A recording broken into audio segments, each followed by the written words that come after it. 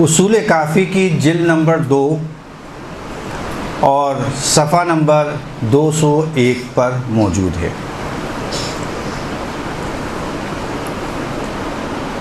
حسین بن نعیم کہتے ہیں کہ ایک بار امام جعفر صادق علیہ السلام نے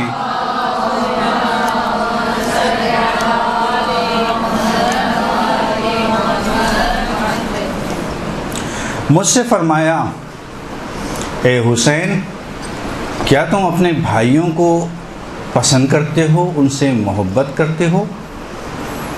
میں نے کہا جی امام، میں اپنے بھائیوں کو بہت پسند کرتا ہوں، ان سے بہت زیادہ محبت کرتا ہوں۔ یہاں بھائی سے مراد مومن ہے، نہ ان کے بھائی۔ تو امام نے فرمایا، اے نعیم، کیا تم ان کے درمیان جو نادار افراد ہیں، جو غریب افراد ہیں، جو نادار افراد ہیں، ان کے بارے میں کیا خیال ہے؟ میں نے کہا جی امام، میں ان کو بھی پسند کرتا ہوں، ان سے بھی محبت کرتا ہوں۔ تو امام نے فرمایا، ابن نعیم، کیوں نہ محبت کرو، کیونکہ تمہارے لیے لازم قرار دیا گیا ہے کہ تم ان سے محبت کرو، ان کو دوست رکھو، کیونکہ اس سے بہتر کیا ہو سکتا ہے کہ جس کو خدا دوست رکھے، جس سے خدا محبت کرے، تم بھی اس کو دوست رکھو اور اس سے محبت کرو۔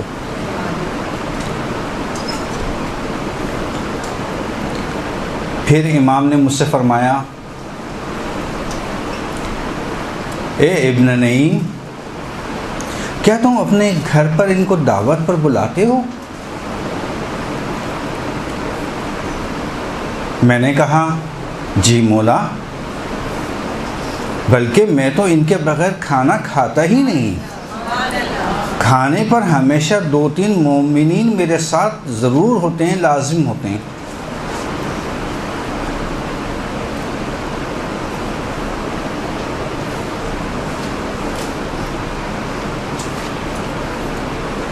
تو امام نے فرمایا، دیکھو یاد رکھنا، ان کی فضیلت پر تمہاری فضیلت، ان کی فضیلت تمہاری فضیلت پر غالب ہے، زیادہ ہے۔ یعنی کس کی؟ مہمانوں کی، جن کو مومنین کو دعوت پہ بلایا گیا ہے، ان کی فضیلت تمہاری فضیلت سے زیادہ ہے۔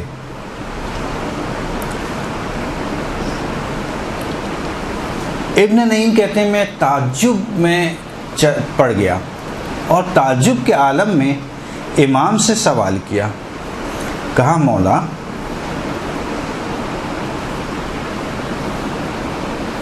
میری فضیلت سے زیادہ ان کی فضیلت؟ تعجب سے کہا۔ امام نے کہا ہاں۔ پھر میں نے سوال کیا کہ مولا، میں ان کو دعوت دیتا ہوں، گھر پر بلاتا ہوں، بہترین کھانا کھلاتا ہوں، بہترین فرش یا قالین پر بٹھاتا ہوں، اس کے باوجود میری فضیلت پر ان کی فضیلت کو فوقیت حاصل ہے؟ امام نے کہا ہاں، کیونکہ جب وہ آتے ہیں، اب وجہ بتا رہے ہیں کیوں فضیلت حاصل ہے۔ ہاں، کیونکہ جب وہ آتے ہیں تو تمہارے اور تمہارے اہل و عیال کے لیے گناہوں کی بخشش کا سبب بنتے ہیں، اور جب وہ جاتے ہیں تو تمہارے اہل و عیال، تمہارے اور تمہارے اہل و عیال کے سارے گناہ جھاڑ کر لے جاتے ہیں۔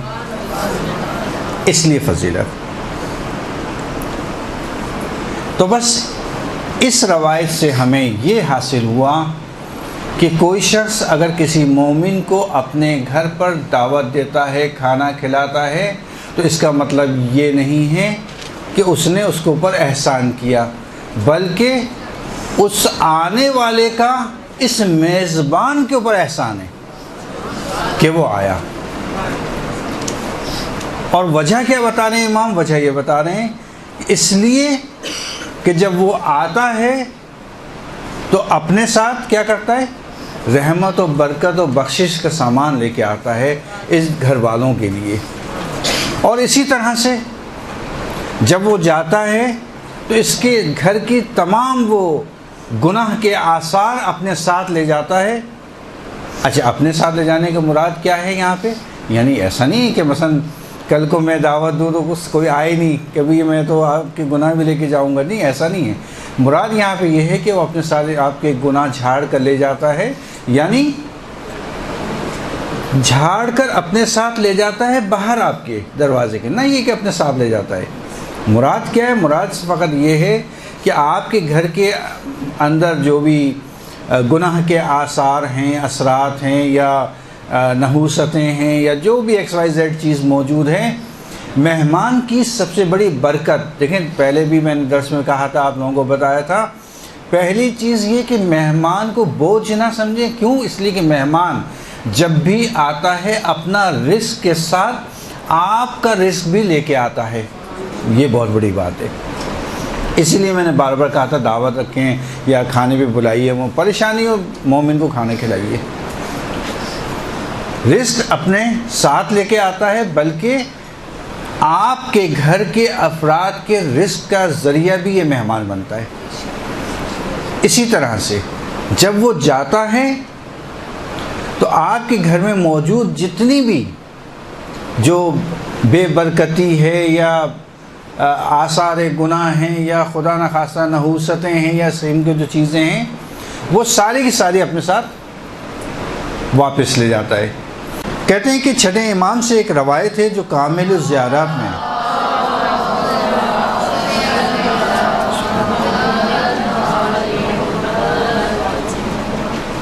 چھٹے امام سے ایک روایت ہے کہ 4 کام ایسے ہیں کہ اگر کسی نے انجام دیے تو یہ میری طرف سے اس کے لیے ضمانت ہے کہ اس نے اپنے لیے جنت کو خرید لیا۔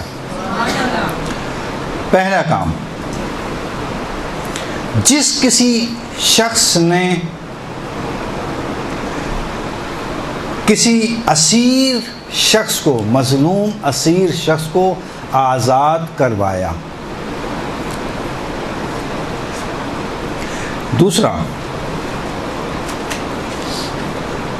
کسی برہنہ شخص کو لباس پہنایا۔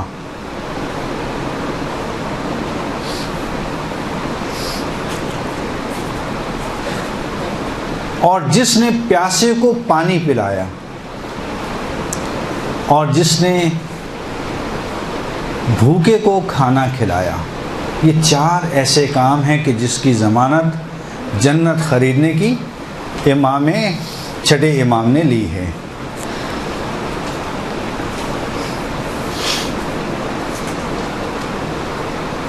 امیر المومنین سے ایک روایت ہے، اب یہ سادات جتنے ہیں ان کے لیے بہت اہم ہے، کیونکہ اس میں انہوں نے اپنے آپ کو سید کے عنوان سے پیش کیا ہے۔ امیر المومنین علی علیہ السلام فرماتے ہیں،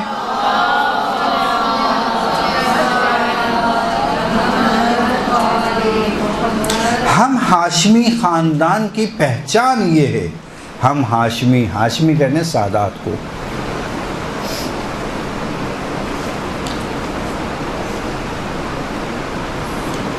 ہم ہاشمی خاندان کی پہچان یہ ہے، 1 نماز شب ادا کرتے ہیں، پریشان حال لوگوں کی مدد کرتے ہیں، اور فقیروں کو طعام دیتے ہیں۔ یہ 3 علامات ہیں ہاشمی سادات کی۔ ہاشمی سادات یہ 3 کام کرتے ہیں۔ نماز شب کو واجبات اپنی جگہ پہ، محرمات اپنی جگہ پہ، یہ اضافی چیز ہے. کیا؟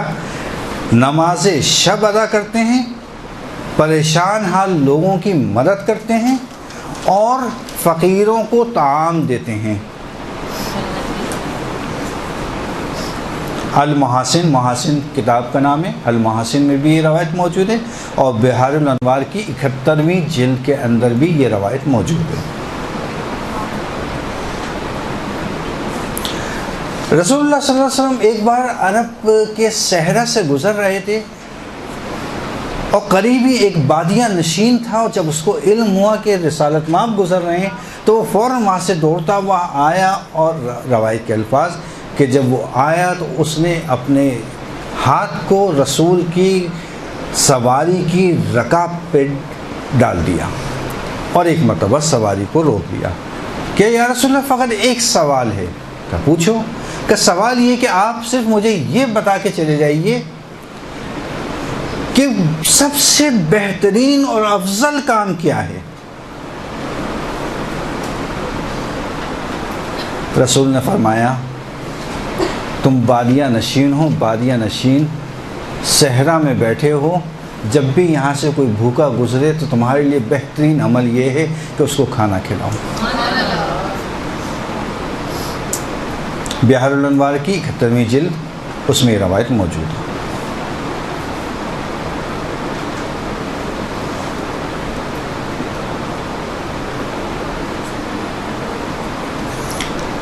اسی طرح سے رسول خدا سے روایت ہے کہ اگر کوئی شخص کسی فقیر مومن کو طعام دیتا ہے تو یہ اس کا طعام دینا باعث بنتا ہے کہ اس کی اسی دنیا میں پروردگار مغفرت کر دیتا ہے. بس انسان کے لیے مغفرت کا عمل مومن کو طعام دینا ہے.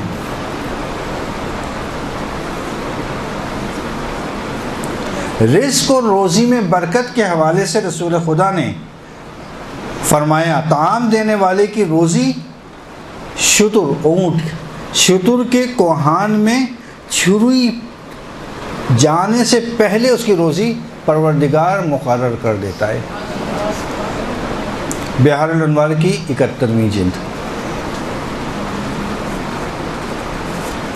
سدیر ایک صحابی رسول ہیں، صحابی 5ویں امام کے صحابی ہیں، امام باقر علیہ السلام کے.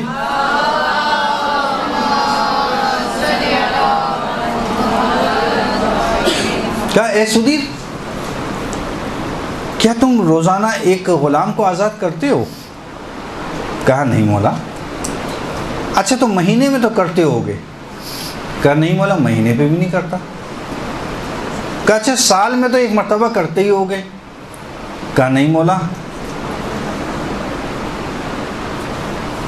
تو امام نے تھوڑا سا ناراضگی کے عالم میں سدیر سے کہا سدیر تم تو یہ دعویٰ کرتے ہو کہ تم ہمارے شیعوں میں سے ہو، تو پھر تم یہ کام کیوں نہیں کرتے؟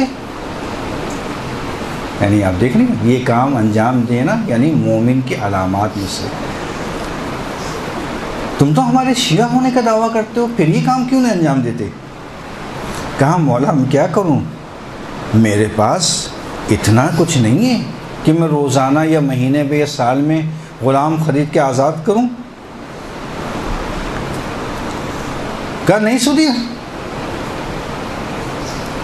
بلکہ تم اگر کسی ایک مومن کو ایک وقت کے کھانے کے اوپر دعوت دو تو وہ عمل ایک فرزند اسماعیل کو آزاد کرانے سے زیادہ ثواب رکھتا ہے. جی دوبارہ. سدیر 5ویں امام کے صحابی. سدیر کیا تم روزانہ ایک غلام آزاد کرتے ہو؟ کہا نہیں مولا. کیا تم ہر مہینے؟ کہا مولا ہر مہینے بھی نہیں کرتا. کہا سال میں تو ایک مرتبہ کرتے ہوگے غلام آزاد؟ کہا نہیں مولا سال میں کہ صدیر تم تو دعویٰ کرتے ہو تم ہمارے شیعوں میں سے ہو، پھر بھی تم یہ کام انجام نہیں دیتے؟ کہا مولا میرے پاس تو اتنے نہیں ہیں کہ میں غلام خریدوں اور اس کو آزاد کروں۔ کہا کیا فرمایا مولا نے؟ فرمایا کہ اے صدیر، اگر تم نے ایک دن ایک وقت کے کھانے پہ کسی مومن کو دعوت دی، اس کو کھانا کھلایا، اس کا ثواب ایک حضرت اسماعیل کے فرزندان کو آزاد کرانے سے زیادہ ہے، اس کا ثواب زیادہ ہے۔ صحیح؟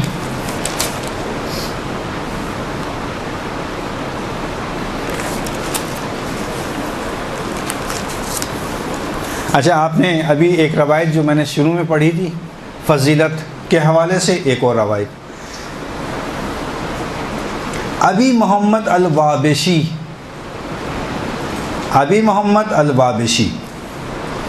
فرماتے ہیں کہ میں چھٹے امام کی خدمت میں تھا، وہاں اتفاق سے مومنین کا تذکرہ ہوا، مومنین کا ذکر ہوا۔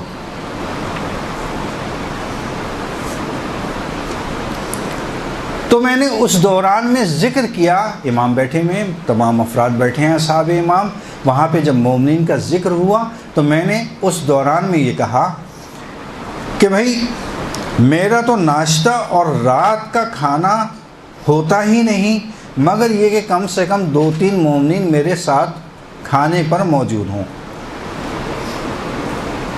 تو امام نے میری طرف دیکھا اور کہا اے وابشی، یاد رکھنا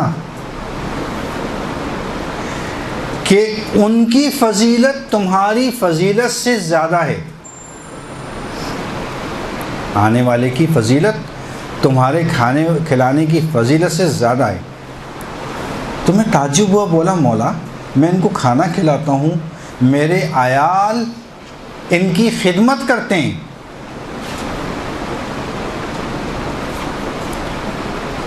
پھر بھی آپ یہ فرما رہے ہیں کہ ان کا ثواب مجھ سے زیادہ، ان کی فضیلت میری فضیلت سے زیادہ؟ تو امام نے کہا، امام نے فرمایا، کیا فرمایا؟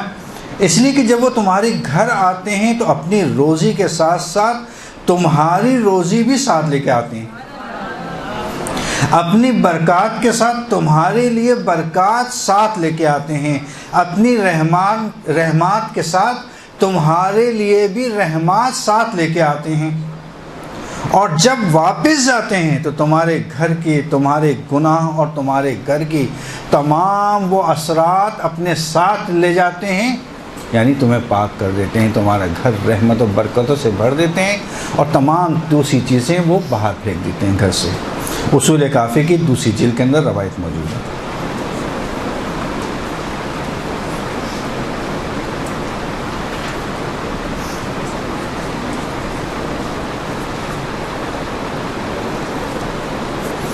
پانچویں امام سے سوال کے اصول کافی کی وہی دوسری جلد میں، پانچویں امام محمد باقر علیہ السلام سے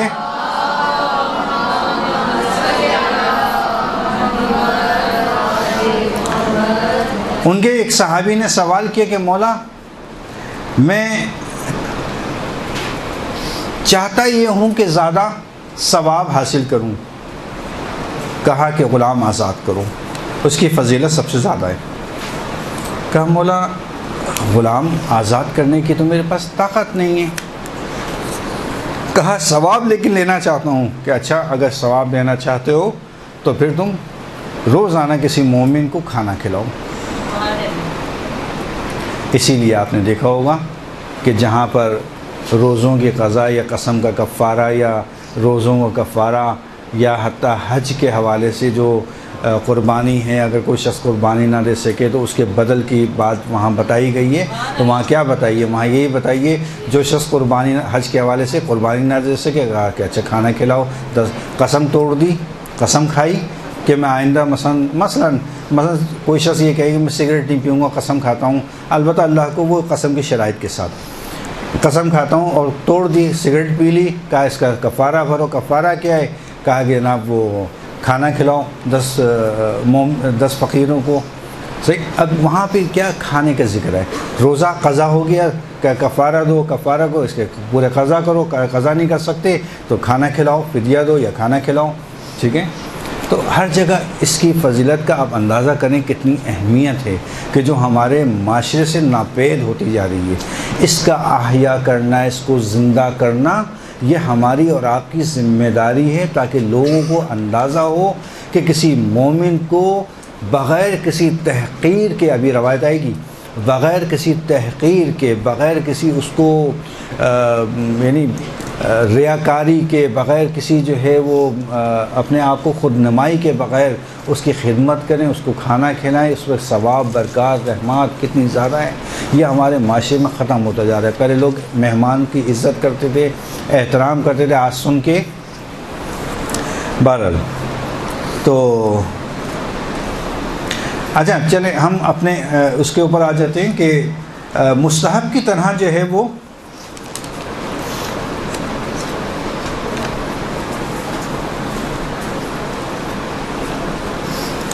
مستحب کی طرح جو ہے وہ طعام مومن بھی جو ہے وہ دو فوائد رکھتا ہے. کیا فوائد رکھتا ہے؟ ایک دنیاوی فوائد رکھتا ہے اور اخروی فوائد رکھتا ہے. دنیاوی میں سب سے پہلی چیز جو ہے وہ اللہ کی صفت اپنے اندر پیدا کرتا ہے.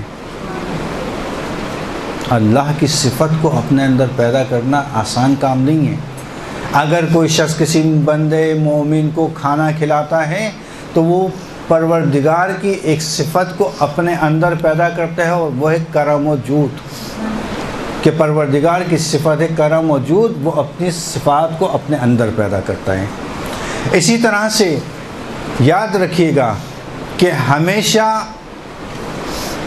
جو شریعت میں بعض احکام آئے ہیں اس کے تحت شرط عائد کرتی ہے شریعت کہ فقیر کا ہونا ضروری ہے کسی بھی عمل کے لیے. مثلا فطرہ ہے یا زکوٰۃ ہے یا خمس ہے, اس میں باہر اکثر جگہوں پہ شرط ہے کہ فقیر کا ہونا شرط ہے. لیکن یہ وہ واحد جگہ ہے کھانا کہ جس کے اندر فقیر کی ہونا شرط نہیں ہے. یہاں اگر کسی کو آپ نے جو امیر ہے, کبیر ہے, ارب پتی ہے, کروڑ پتی ہے, ہاں, اس کو بھی کھانا کھلایا تو اس کا بھی ثواب ملے گا آپ کو. کوئی فقیر ہونے کی شرط نہیں ہے. ہاں, اب سوال یہاں پہ یہ ہے کہ آیا ان کے درجات میں فرق ہے؟ سبب بالآخر ایک کام انسان انجام دیتا ہے, درجات میں فرق پڑتا ہے انسان کے.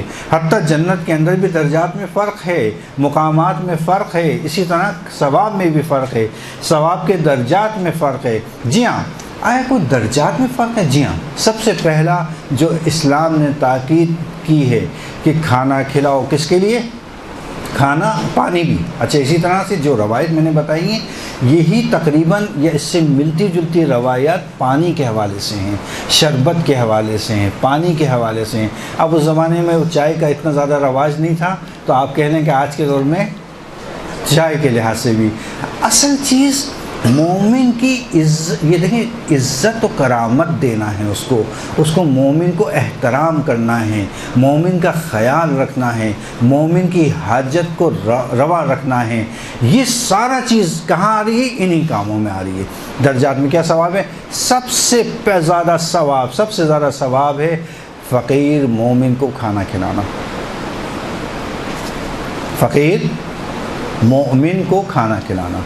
دوسرا, مومن کو کھانا کھلانا, فقیر نہیں ہے, مومن ہے, مومن کو کھانا کھلانا. اسی طرح سے تیسرے درجے کے اوپر جو افراد آتے ہیں اس میں ہے کہ آپ کے اپنے رشتہ داروں کو کھانا کھلانا.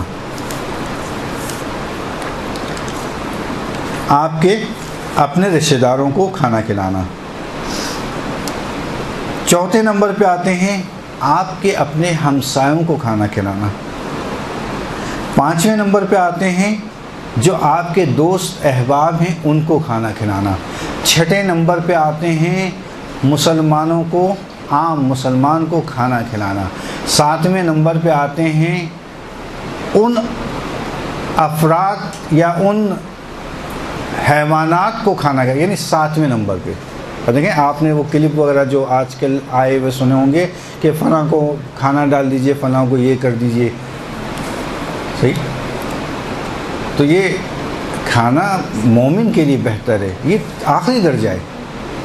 حیوان یہ نہیں کہہ رہا ثواب نہیں ہے، حیوان کو بھی کھانا کھلانا ثواب ہے، حیوان کو بھی پانی پلانا ثواب ہے، اسی طرح پرندگان ان کا بھی ثواب ہے. لیکن دیکھیں کس درجے پہ آ رہے ہیں. ثواب کی اہمیت اسی لحاظ سے ہے. پہلا نمبر، دوسرا، تیسرا، چوتھا، پانچواں، چھٹا، ساتواں، آٹھواں. 8ویں نمبر پہ حیوانات آ رہے ہیں. یہ درجات ہیں جو روایات میں تقسیم بندی کی گئی ہے. ٹھیک ہے. تو بس دنیا میں ایک پروردگار کی ذات کا ایک صفت اپنے اندر وجود میں لاتی ہے یہ چیز، دنیا کا ایک فائدہ. دوسرا محبت پیدا کرتی ہے آپس میں انسانوں کے، اخلاص پیدا کرتا ہے انسانوں کے درمیان میں، استحکام رشتہ، استحکام تحکیم خانوادہ. تحکیم یعنی مضبوطی، مستحکم استحکام پیدا کرتا ہے خاندان کے اندر. چونکہ جو روایت آئی ہے وہ اس میں یہی آیا ہے کہ سب سے اہم کون ہے؟ فقیر. جو میں ترتیب بتائی رشتہ دار کا نمبر بہت زیادہ اوپر ہے. اسی طرح سے اخروی فوائد میں ثواب میں نے بھی آپ کو روایت میں بتایا کس قدر زیادہ ثواب بیان ہوا ہے. گناہوں کا کفارہ ہے یہ شخص، یہ کھانا کھلانا. اسی طرح سے رزق اور روزی میں برکت کا باعث ہے. اگر کوئی شخص یہ کہتا ہے کہ میرے گھر پہ رزق میں کمی ہو رہی ہے، اس کو چاہیے کہ مومن کو بلا کے کھانا کھلائے. پروردگار آپ کی رزق اور روزی میں خود بخود اضافہ کر دے گا، برکت لائے گا. اسی طرح گھر کے اندر روزی ہے، برکت نہیں ہے اس میں. اگر برکت کوئی شخص چاہتا ہے، برکت کے لیے سب سے اہم نسخہ اور عمل وہ یہی ہے کہ کسی مومن کو آپ دعوت دیجیے گھر میں، اس کی وجہ سے آپ کے گھر میں برکت اور رحمت آئے گی. اسی طرح سے تیسرا فائدہ جو یہاں پہ بیان کیا گیا وہ ہے جنت الفردوس. 3 جنتیں مختلف قسم کی ہیں، جنتوں کے درجات ہیں. ٹھیک ہے. ایک شخص کو اگر ایک جنت میں جائے گا تو دوسری جنت اس کو ہو سکتا ہے نہ ملے، جس کو 2 جنتیں ملی ہو سکتا ہے تیسری جنت اس کو نہ ملے.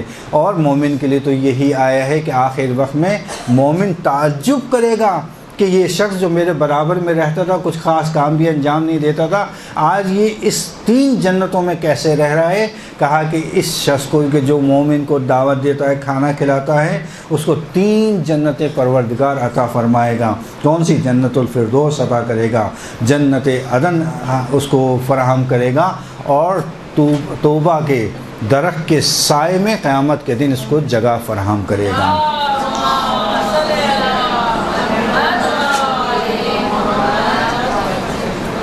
صحیح.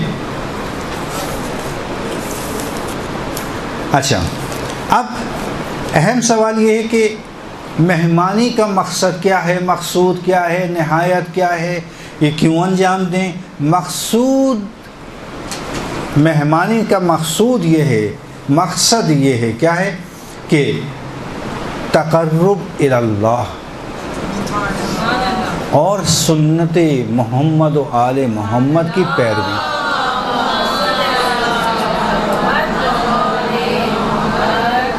تقرب الہی اور سنت محمد و آل محمد کا اجرا، یہ ہے اصل مقصد.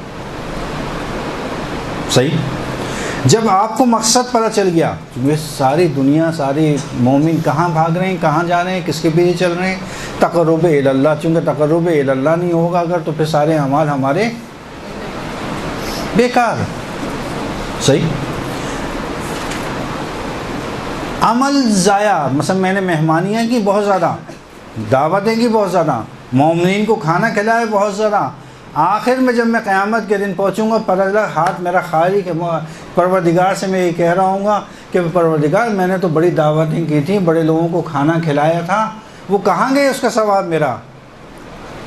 ہاں، یہ روایت کی جملے. پروردگار اس مومن کو جو یہ دعویٰ کرے گا کہ پروردگار دنیا میں نے بہت سے لوگوں کو کھانا کھلایا، بہت سے لوگوں کو دعوتیں دیں، اور بہت سے لوگوں کے سامنے بڑے بہترین قسم کے خوان سجائے اور دسترخوان سجائے اور ان کے سامنے ڈشیں رکھی، ہاں، جو آپ کو پسند ہے شامل کر لیجئے گا. صحیح ہے. اب لیکن جب میں قیامت کے دن پہنچا، کہا کہ جناب وہ تو ہاتھ میرا خالی، کبھی میرا ثواب کہاں گیا؟ میں نے تو بریانی بنائی تھی، قورمے بنائے تھے، کیا ہوتا ہے، کوفتے بنائے تھے، جو بھی کہہ لیں آپ. ٹھیک ہے. وہ سب کے سب کہاں گئے؟ تو پروردگار اچھا یہ جملے تو میرے ہیں خیر، البتہ یہ نہیں کہ یہ روایت میں ایسے کوئی روایت میں نہیں آیا، روایت میں فقط یہ آیا ہے کہ جو محنت کی تھی اس محنت کا سوال کیا جائے گا کہ ابھی ہم نے دعوتیں کی تھی، کیا ہوا اس دعوت کا؟ صحیح ہے، تو پروردگار کی طرف سے آواز یہ ہے فرشتوں ذرا اس کو دکھاؤ تو اس کی دعوت کہاں گئی اس کی دعوتیں؟ ہاں تو فرشتے کہیں گے ذرا دیکھو تو سر اس طرف، ہے نا، کہا کہ جناب یہ تو دوزخ ہے، کہ دوزخ کے لوگ بڑے مزے لے لے کے تمہارے کھانے کھا رہے ہوں گے، دوزخی لوگ تمہارے دسترخوان پر بیٹھ کے بڑے مزے مزے سے کھانے کھا رہے ہوں گے۔ کہا پروردگار یہ کیا ہے؟ کہا یہ وہ ہے جو تم نے انجام دیا تھا۔ کہا پروردگار یہ تو میں نے انجام دیا تھا، میں نے تو مومن کو دعوت دی تھی، بڑے اچھے اچھے کھانے بنائے تھے، دوزخی کیوں کھا رہے کھانا؟ کہا اس لیے کہ تم نے خود نمائی کے لیے دعوت کی تھی، تم نے فخر فروشی کے لیے دعوت کی تھی، میرے دسترخوان پہ دیکھو کیا کیا بنایا ہے میں نے، تم نے کھلایا تھا، کیا تھا اس دسترخوان کے اوپر؟ ہاں، فخر فروشی کے لیے، ریاکاری کے لیے دعوت کی تھی، تم نے عمل مہمانی کو انجام دیا تھا اپنے ذاتی مقاصد کو حاصل کرنے کے لیے۔ یہ ساری باتیں اس بات کا باعث بنی کہ آج قیامت کے دن تمہارے عمل کو دکھایا جا رہا ہے کہ جو تم نے مہمانی کی تھی نا، اس کا صلہ یہ ہے کہ یہ کھانا، یہ ساری چیزیں ہم نے دوزخیوں کے سامنے رکھ دی کہ اس عمل کو ہم، اس مہمانی کو، اس دعوت کو ہم قبول ہی نہیں کر رہے، یہ تمہارا عمل ہے، یہ تمہارا انجام ہے، اس کا کوئی ثواب تم کو نہیں ملنا۔ بس کیا پتہ چلا؟ قربتاً الی اللہ، اللہ کے قرب کے لیے، اللہ کی رضایت کو حاصل کرنے کے لیے آپ کو عمل انجام دینا ہے، فخر فروشی کے خلاف، ریاکاری کے بغیر اپنے اعمال کو ضائع نہ ہونے دیں، اپنے اعمال کو ضائع نہ ہونے دیں، اس لیے کہ اعمال ضائع ہو جائیں گے۔ ابھی بتایا کیسے روایت آئی ہے، بس میں نے بتا دیا آپ کو ایک روایت کے ذریعے سے کہ بعض دفعہ یہ مہمانیاں، یہ دعوتیں آپ کی ضائع ہو سکتی ہیں، خبردار کہ اتنی محنت کرنے کے باوجود آپ کو آخر میں کوئی صلہ نہ مل سکے، اس سے بچیے۔ پسینے میں تر، بہترین کھانے بنائے، سامنے رکھے، عمل کا صلہ کچھ بھی نہیں۔ کیوں؟ اس لیے کہ آپ کا ہدف پروردگار نہیں تھا، اور جس عمل کا ہدف پروردگار نہیں ہوتا اس کا انجام فقط یہی ہے۔ نمازوں کی ادائیگی یہی کہ انسان نماز ادا کرتا ہے، ادا کرنا الگ چیز ہے، مقبول ہونا الگ چیز ہے، روزہ رکھ کر ادا کر دینا الگ چیز ہے، اس کا قبول ہو جانا الگ چیز ہے۔ قبولیت کی طرف جائیے، ادا تو کرنا واجب ہے، کرنا ہے، قبولیت کی طرف جائیے۔ مہمانی، دعوت، کھانا، مومن کا احترام، قربتاً الی اللہ، کیونکہ اللہ نے کہا ہے، سنت رسول ہے، سنت آل محمد ہے، اس لیے میں انجام دے دوں۔ اس کا اجر و ثواب کی انتہا نہیں ہے، وہ ثواب اور جتنے فضائل میں نے بیان کیے وہ سب اس کے حوالے سے ہیں، یہ ان کے لیے ہیں جو قربتاً اللہ، جو مقصد مہمانی، مقصد دعوت کو پہچان کیا۔ کیا بتایا میں نے؟ ایک قرب الہی اور دوسرا احیا کرنا، اجرا کرنا، امر محمد و آل محمد کو زندہ کرنا، کیونکہ ہماری روایت میں ہمارے امر کو زندہ کرو، بہت کثرت کے ساتھ روایات ہیں۔ برحمتک یا ارحم الراحمین وصلی اللہ علی محمد و